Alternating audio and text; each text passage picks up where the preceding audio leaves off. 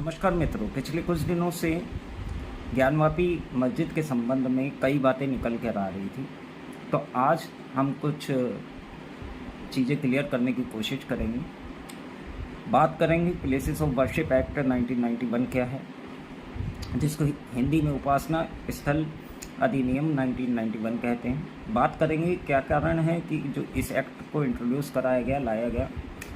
बात करेंगे क्यों मुस्लिम पक्ष सर्वे से दूर भाग रहा है और बार बार इस एक्ट का सहारा ले रहे हैं। बात करेंगे कि क्या होगा कि जब सर्वे से यह पता लग जाए कि यहाँ मंदिर ही था। बात करेंगे क्या कोई न्यायालय इस जगह को हिंदुओं को दिला सकता है। बात करेंगे कि सर्वे के क्या राजनीतिक और सामाजिक असर होंगे। बात करेंगे कि क्यों हिंदुओं के लिए ज़रूरी है कि यह पता लगे कि वहाँ वास्तव में मंदिर था या नहीं था।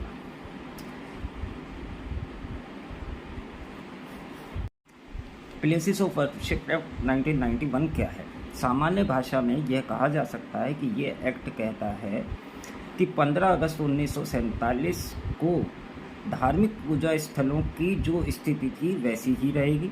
ये एक्ट पूजा स्थलों के धार्मिक रूपांतरण पर रोक लगाता है और उनके धार्मिक चरित्र को सुनिश्चित करता है। इस एक्ट से राम जन्मभूमि बाबरी मस्जिद वाले मामले को अलग रखा गया, क्योंकि उसके पीछे तर्क ये दिया गया कि 1947 से पहले से वो मामला विभिन्न अदालतों में पेंडिंग था, इसलिए इस एक्ट से उस मामले को अलग रखा गया। इस एक्ट को क्यों लाया गया? 1991 में सरकार बेहद दबाव में थी। राम जन्मभूमि विवाद देश में चल रहा था उस समय, तो सरकार बेहद दबाव में थी। सरकार विभिन्न पार्टियों के दबाव में थी, विभिन्न पार्टियां अपने राजनीतिक वोट बैंक के दबाव में थी। उस दबाव को से निकलने के लिए, भाजपा की शक्ति को बढ़ने से रोकने के लिए इस एक्ट को इंट्रोड्यूस किया गया, जिससे मुस्लिम पक्ष इसमें सरकार के साथ रहे। क्या होगा जब सर्वे से यह पता लग जाएगा कि यहाँ मंदिर ही था? देखिए, साइंटिफिक, हिस्टोरिकली मॉडर्न इक्विपमेंट के सहारे पता लग भी जाता है कि यहाँ ज्ञानवापी मस्जिद नहीं थी, ठीक इसी जगह मंदिर था तथा मंदिर के भग्नावशेषों से ही और उस पर ही ये मस्जिद बनाई गई, तो भी ये एक्ट मंदिर बनाने और ये जगह हिंदुओं को दिलाने से रोकता है। तो अगर पता भी लगता है सर्वे से, तो भी ये एक्ट व्यवधान पैदा करेगा। क्यों सर्वे की अनुमति दी गई?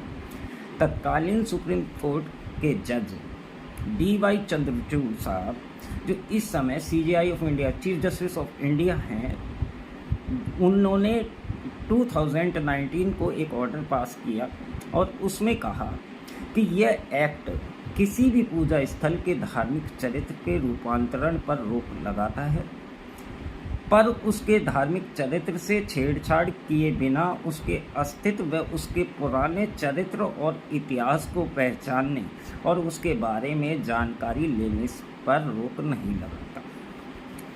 क्यों मुस्लिम पक्ष सर्वे से दूर भाग रहा है?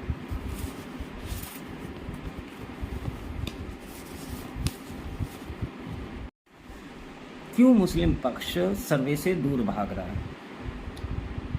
देखिए, इस संबंध में साफ है कि मस्जिद के निर्माण में तकरीबन ये सभी को पता है, मस्जिद के निर्माण में मस्जिद की जो आधारशिला है वो मंदिर पर ही रखी गई है। तकरीबन देश के सभी नागरिकों को पता है, मुस्लिमों को भी पता है। मंदिर के अवशेष चीख कर कह रहे हैं कि यहाँ पहले मंदिर था, लेकिन मुस्लिम पक्ष इससे 2-4 कारणों से भाग रहे हैं। पहला तो इथिकली और मोरली, अगर ये सर्वे हुआ तो ये पता लग जाएगा कि यहाँ मंदिर था, तो इथिकली और मोरली उनको नुकसान होगा और देश में एक माहौल बनेगा जिसका नुकसान मुस्लिमों को होगा। कुरान का भी बार बार उल्लेख किया जाता है कि कुरान में ये कहा गया है, कुरान और हदीसों में ये कहा गया है कि किसी मंदिर या किसी और धार्मिक स्थल, विशेष धार्मिक स्थल पर मस्जिद का निर्माण नहीं हो सकता। तो वो जो पंक्तियाँ ये कहते हैं वो भी अभी तक तो इन्होंने अपने पक्ष के लिए वो कही थी कि भाई ऐसा तो हो ही नहीं सकता, हमारी तो कुरान और हदीसों में लिखा हुआ है। तो वो जो पंक्तियाँ इन्होंने कही हुई थी वो इस सर्वे के बाद इन्हीं पे आके पढ़ेंगी कि भाई आप ये लोग कहते हो तो आप प्रूव हो चुका, सर्वे हो चुका, सर्वे में पता लग गया कि यहाँ मंदिर था, तो आप ये हिंदुओं को दे दें। तो ये कारण है। मुस्लिम पक्ष ये भी जानता है कि ये आखिरी मामला नहीं होगा, क्योंकि मथुरा में जो कोर्ट का भी जो सर्वे का ऑर्डर है वो भी पेंडिंग है। तो मुस्लिम पक्ष ये भी जानता है कि यहाँ का सर्वे हुआ तो इसके बाद मथुरा का भी नंबर आएगा और वो भी मार्ग पश्चात होगा उसके सर्वे का भी। और ऐसे अनगिनत मामले हैं, एक तरह से पेंडोरा बॉक्स खुल जाएगा। ऐसे अनगिनत मामले हैं इस देश में जहाँ मस्जिद का निर्माण मंदिर को तोड़कर उसी जगह ठीक उसी भग्नावशेषों से की हेल्प से बनाया गया। मुस्लिम पक्ष को ये भी डर है कि सर्वे के बाद ऐसा माहौल बन जाएगा देश में कि केंद्र की सरकार को इस माहौल का फ़ायदा मिलेगा, और फ़ायदा मिलेगा तो केंद्र की सरकार इस माहौल में थोड़ा सा और करके प्लेसेस ऑफ वर्शिप एक्ट 1991 को भी बदल सकती है। यह मामला अदालतों में रहेगा और पेचीदा इसलिए भी है क्योंकि इस मस्जिद की स्थिति 1947, ये भी डर मुस्लिम समाज को रहेगा कि इस मस्जिद की प्लेसेस ऑफ वर्शिप एक्ट में ये कहा गया है कि क्योंकि 1947 में जो स्थिति रहेगी वही रहेगी, तो ये भी डर है उनको कि 1947 से भी 1996 तक जब तक सपा की सरकार ने रोक नहीं लगाई थी तब तक लगातार माँ श्रृंगार गौरी की पूजा अर्चना होती आई थी। तो आप कह सकते हैं कि 1947 का जो एक्ट का में प्रावधान किया गया है कि वो स्थिति, तो उस स्थिति के भी अंतर्गत ये हो सकता है, क्योंकि मस्जिद की एक दीवार के इस साइड में माँ श्रृंगार गौरी की पूजा होती है, तो हो सकता है ये एक्ट में कवर भी नहीं हो। तो ये भी डर मुस्लिम समाज को रहेगा। क्यों हिंदू पक्ष को जानना जरूरी है कि वहाँ मस्जिद है या मंदिर?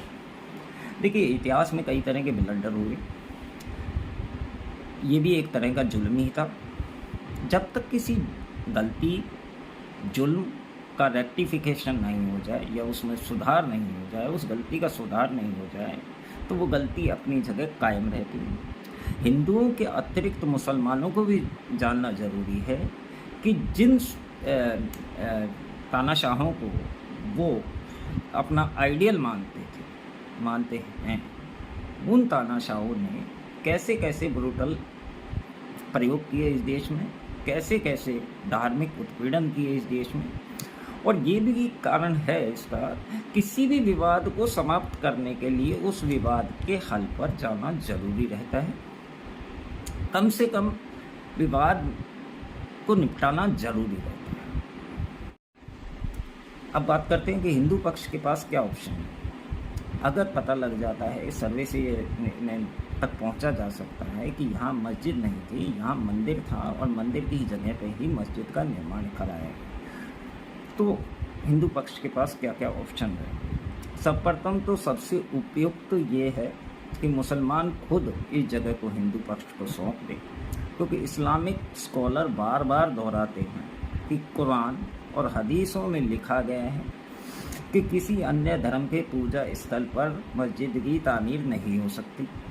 हालांकि ऐसा वो तब कहते थे जब वो सर्वे से बचना चाह रहे थे। तो उनका तर्क ये होता था कि सब हमारे तो हदीस और कुरानों में ये लिखा गया है कि मस्जिद की जगह, मंदिर की जगह पे या किसी और धर्म के धर्म स्थल पर मस्जिद की तामीर नहीं हो सकती, इसलिए ज्ञानवापी मस्जिद जो है वो अलग से ज़मीन पर बनी गई।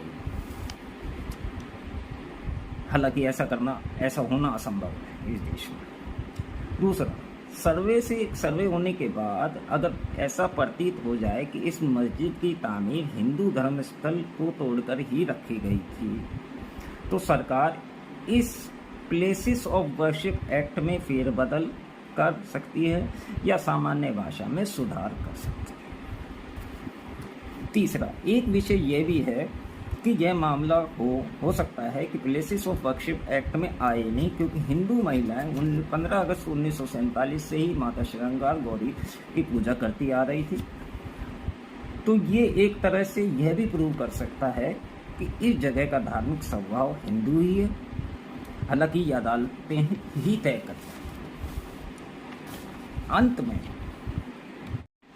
अंत में सन 1991 में केंद्र सरकार इस एक्ट को जल्दबाजी में क्यों लाई? केंद्र सरकार बहुत बेहद दबाव में थी, इसलिए इस एक्ट को बहुत जल्दबाजी में लाई और इसी कारण इस एक्ट में कमियां छूट गई। और वो कमियां अगर नहीं उस समय जल्दबाजी नहीं दिखाते तो आज ये सर्वे वाली भी कहानी नहीं हो रही थी।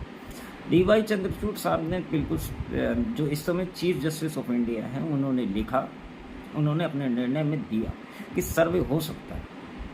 एक बात और मैं आपको कहना चाहूँगा कि इस मस्जिद में नमाज पढ़ने वाले क्या नमाजियों को, क्या मुसलमानों को ये नहीं पता होगा कि जिस जगह वजू खाना है वहाँ शिवलिंग है? ऐसा हो ही नहीं सकता, प्रतीत ही नहीं हो सकता। लेकिन आप दूसरे तरीके से सोचो तो उनको कितनी कट्टरता फील होती होगी, जब वो कितने कट्टर बनते जा रहे होंगे, जब रोज़ वो वजू खाना में इस हरकत करते होंगे और वो देखते होंगे कि हमारा कुछ नहीं बिगड़ रहा। उन्होंने इस चीज़ को एक एग्जाम्पल के तौर पर लिया होगा। अंत में जांच होनी चाहिए, सर्वे होने चाहिए। अगर ये मंदिर निकलता है जिसमें शायद ही किसी को कोई शक हो, यह जगह दोबारा हिंदुओं को मिलनी चाहिए, जिससे इतिहास में हुई गलतियों को समझा जाए और उनमें सुधार। धन्यवाद। कल बात करेंगे आज मेवात के हिंदू गांधी को अपशब्द क्यों कह रहे हैं। पसंद आया हो तो लाइक, सब्सक्राइब और शेयर कर दीजिएगा। कुछ सवाल आपत्ति हो तो कमेंट में ज़रूर दर्ज करिएगा। धन्यवाद।